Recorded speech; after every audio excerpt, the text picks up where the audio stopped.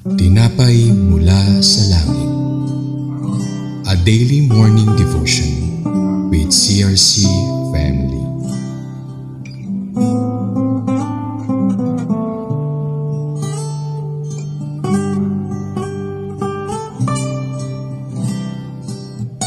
Mapagpalang umaga po sa ating lahat. Ako po si Sis Angela Cas from CRC Tanay Daughter Church. Ang ating pong pagbubulay-bulayan na salita ng Diyos ngayon ay matatagpuan sa Deuteronomy 20 verse 2-4 at ang title po nito ay The Command to Encourage People Before Battle. Bago po tayo magsimula, tayo po muna ay manalangin. Panginoon, salamat po sa panibagong araw. Gabayan niyo po kami sa aming pag-aaral ng inyong salita. Bigyan niyo po kami ng kaunawaan. Turuan mo kami banal na Espiritu. Ito po ang aming dalangin na may pasasalamat sa ngalan ni Jesus. Amen. Ating pong basahin ang Deuteronomy chapter 20 verse 2-4. Verse 2. Kapag kayo'y magsisilaban na, ang saserdote ay lalapit at magsasalita sa bayan. Verse 3. Sasabihin niya sa kanila, makinig kayo Israel. Ngayon ay magsisilaban kayo sa laban ng inyong mga kaaway. Huwag kayong matakot, huwag kayong manghina o matakot sa kanila. Verse 4. Sapagkat ang Panginoon ninyong Diyos ay sumasayo at siya ang makikipaglaban para sa iyo, laban sa inyong mga kaaway at magbibigay sa inyo ng tagumpay. Ang saserdote ay may mahalagang papel sa pagpapalakas ng loob ng mga Israelita bago sila pumasok sa laban. Hindi lamang ito isang pisikal na laban, kundi isang espiritual na laban kung saan ang saserdote ay nagpapala sa kanila ng presensya ng Diyos at ang kanyang tulong. Hinihikayat ang mga Israelita na huwag matakot. Ang takot ay maaaring magdulot ng pagkatalo, kaya't pinapalakas ang kanilang loob at pinapaalalahanan silang hindi sila nag-iisa. Ang mensahe ay pagtitiwala sa Diyos at pagpapalakas ng loob laban sa takot. Ang pinaka-importanteng pangako ay ang Diyos mismo ang makikipaglaban para sa kanila. Hindi sila aasa lamang sa kanilang lakas, kundi sa lakas ng Diyos. Ito ay isang paalala ng katapatan ng Diyos at ang kanyang kapangyarihan na magbibigay ng tagumpay sa kanila. Sa kabuuan, ang mga talatang ito ay nagbibigay ng lakas ng loob at tiwala sa Diyos. Ang mga Israelita ay tinuturuan na huwag matakot at magsalita sa Diyos sa bawat laban dahil siya ang magbibigay sa kanila ng tagumpay laban sa kanilang mga kaaway.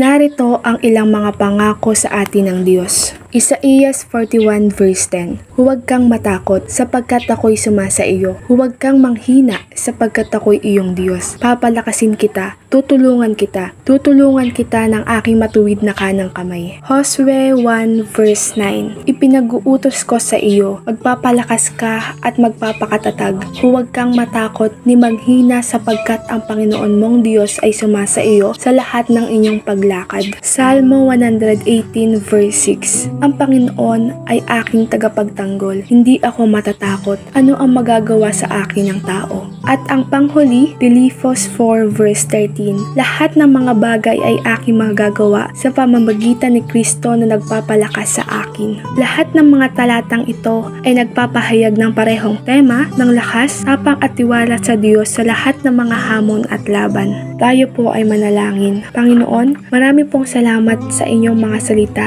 na aming nabasa at napagnilayan. Tunay po na kayo ang aming Diyos na nagbibigay lakas at katatagan ng anumang hamon sa buhay.